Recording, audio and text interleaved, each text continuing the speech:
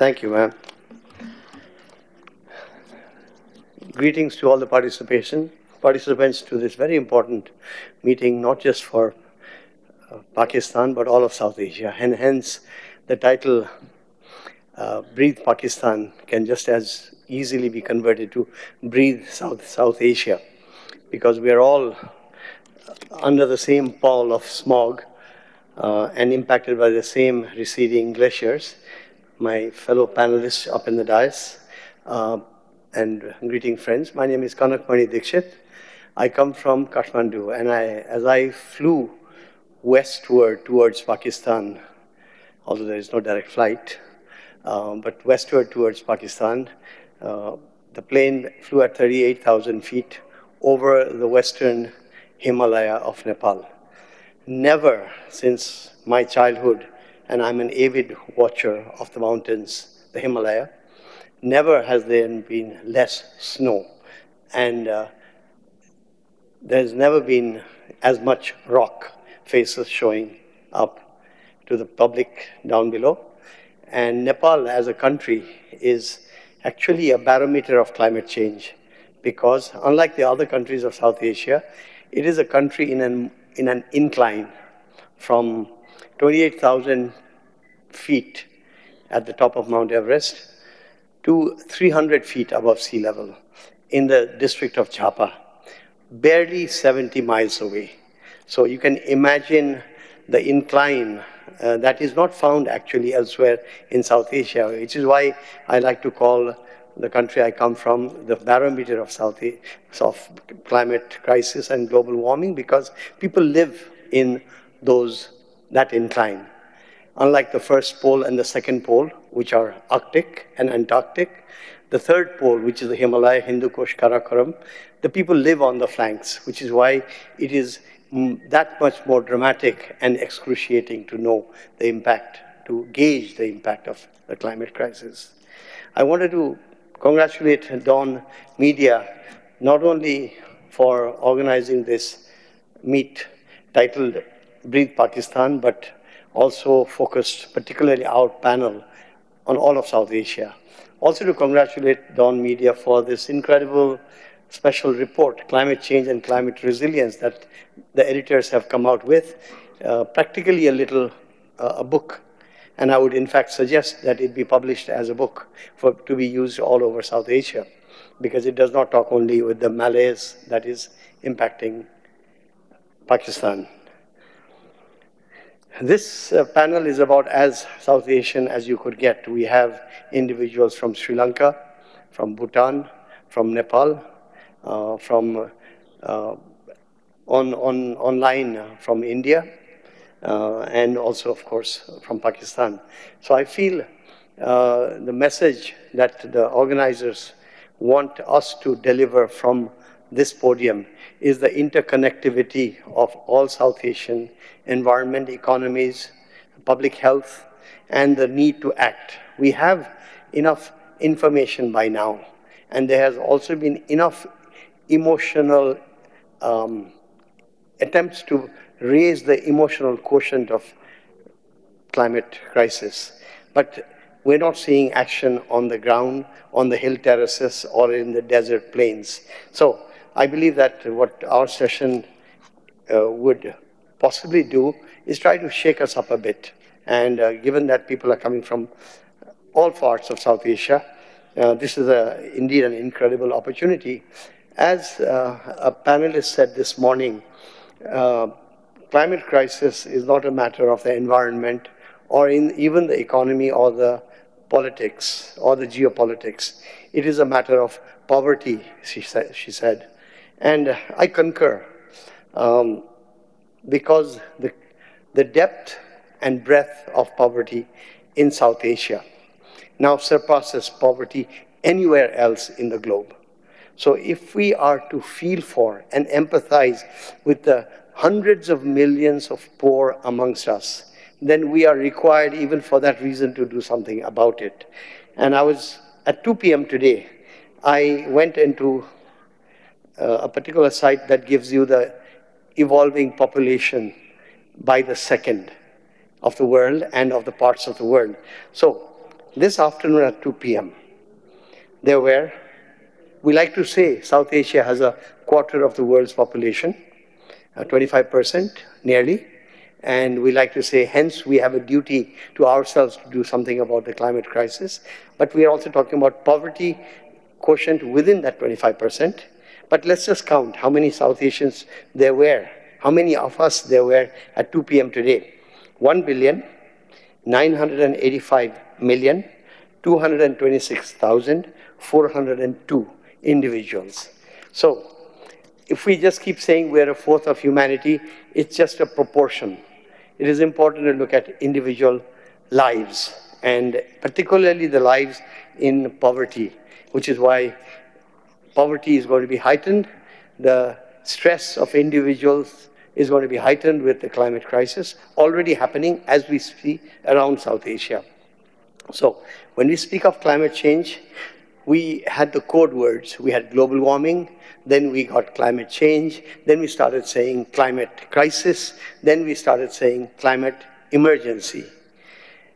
But that's certainly not enough. There are new terms coming up even as we destroy our ecosystems more.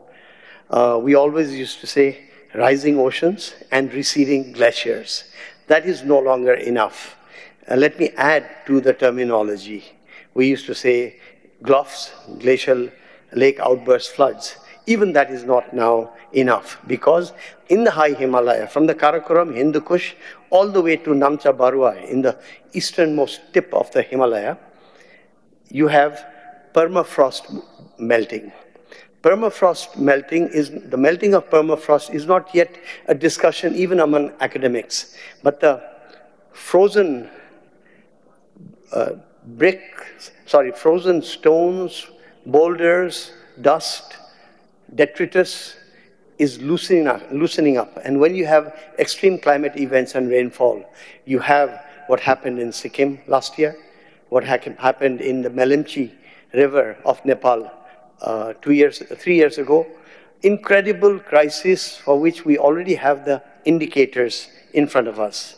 And so beyond groundwater, and when we say groundwater loss, we tend to forget that the smog that goes up from Lahore, from the Pakistani Punjab and a part of Sindh, Indian Punjab, Haryana, they go up and the westerlies take everything eastward for 7 months of the year. And so it is not just a matter of aesthetics, friends.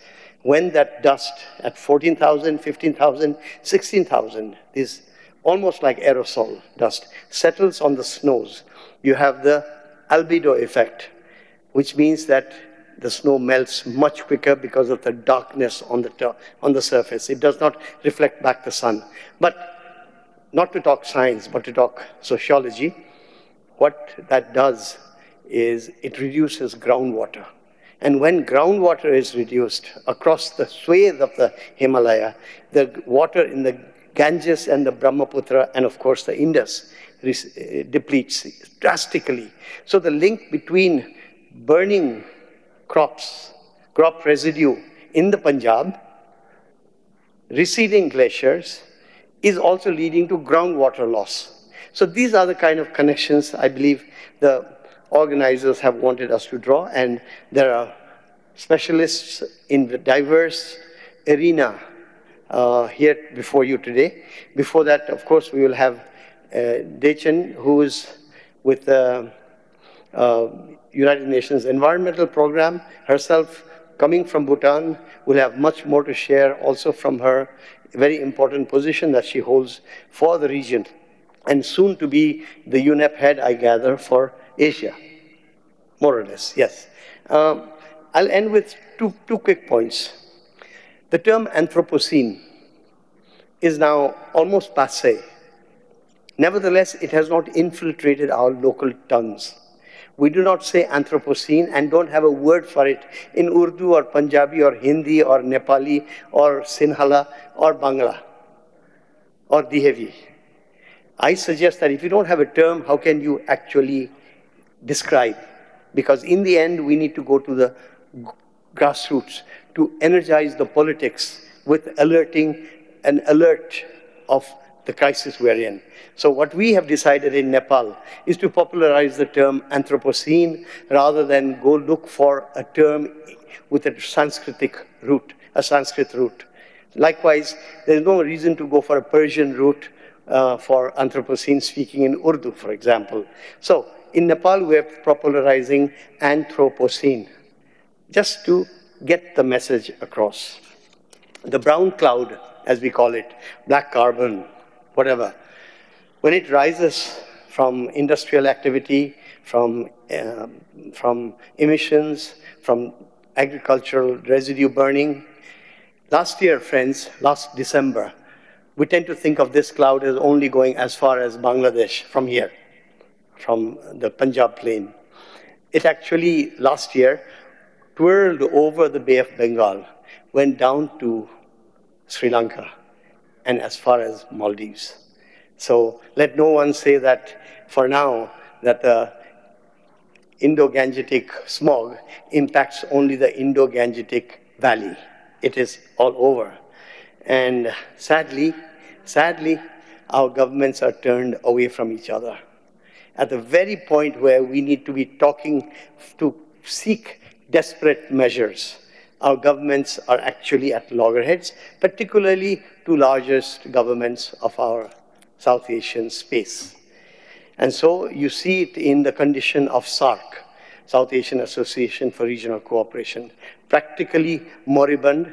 The summit to have been held in Islamabad in November of 2016, it has been hanging fire. The government of Nepal has been forced to hold on to the chairmanship of SARC. We need to find a way through sessions such as this to send the word, please talk, please keep issues and problems on the shelf, because the crisis, as many people have said before me, is existential. So how is it that the media talks about the smog all the time in Lahore, in Punjab, in India, in Delhi, in Haryana? How come nobody does anything about it?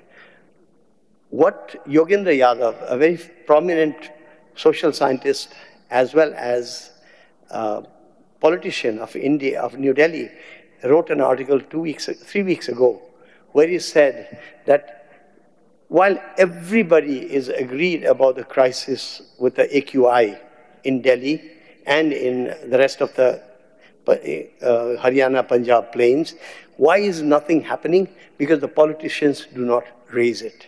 There is a silence of convenience among, right now there is elections coming up, as you know, and the political parties who are fighting each other are at loggerheads. They don't talk about AQI.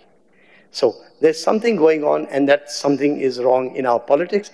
Within our politics, there's a problem, and with our interpolitics, our geopolitics, there's a problem. So I think I end there with my chairman's remark, which became a little longer than I had planned. I apologize. May I now introduce Dixit, who is, of course, as you know, the Dixit Chering is Director, Climate Change Division and Director, Regional Office of Asia and Pacific, UNEP. UNEP, of course, as the organization which should be the bellwether for all of us. Please.